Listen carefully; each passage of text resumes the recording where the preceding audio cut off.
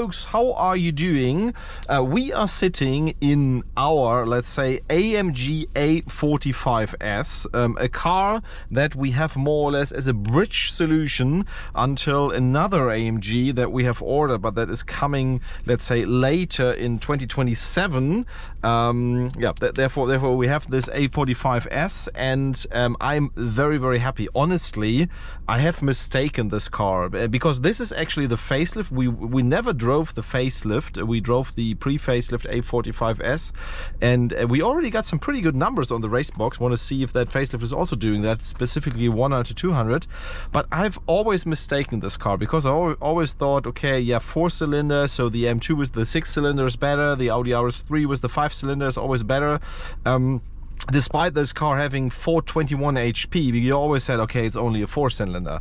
The issue is that I forgot how good that, let's say, transmission, also engine is. The pull of that 500 Newton meters is instant.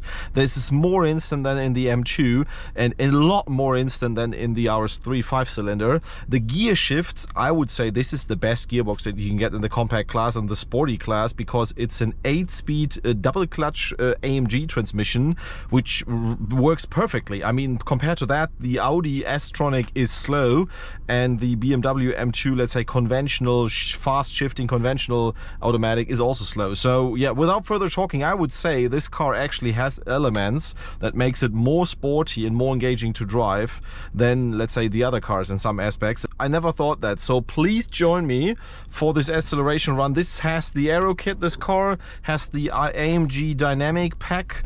Of course, you can use the dials here to put it into race, and also put the traction control into sport handling mode. And yeah, with that, I think you should be good to go to experience all the stuff that you want to see in the numbers 0 to 100 and 100 to 200.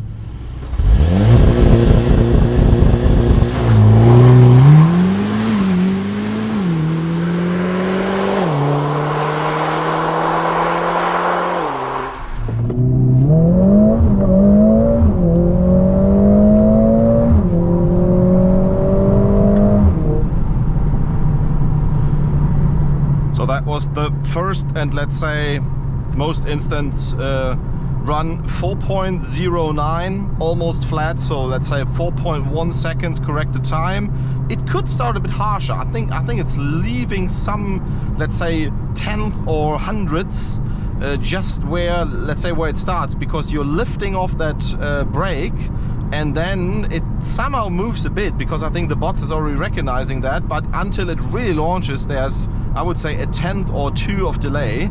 And yeah, I would say it could be faster than the 4 seconds are showing, and could be closer to the RS3. But more importantly, and I think this is the interesting part of that video, we will see 100 to 200 run, maybe also a bit faster, depending on how free the Autobahn is here, because there you can definitely see how good that car is, and that the 4-cylinder does not have to be shy of any 6 or 5-cylinder.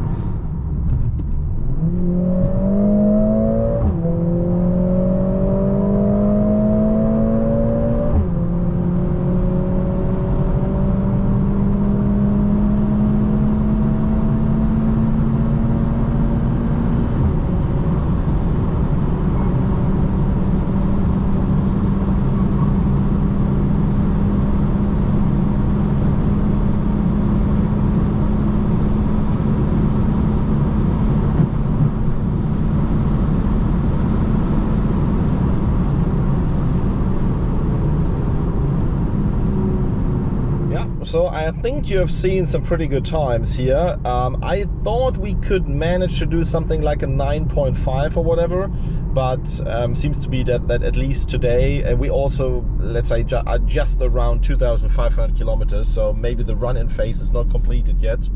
Yeah, we're just at the 9.6, so I would say that's the best number that you can probably get, and maybe we will repeat that once the car is maybe 10,000 kilometers or something like that.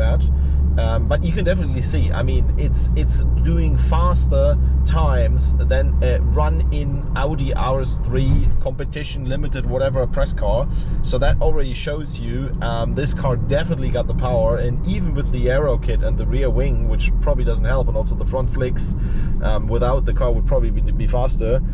it's doing really good times. Of course, the M2 is still a chunk away from that, but nevertheless, yeah, I really love the car, specifically how the pull comes. The turbo is coming so quickly, a lot quicker than other cars with that power. So yeah, great car, AMG, and a pity that they're not continuing those cars and are going full electric now in that class.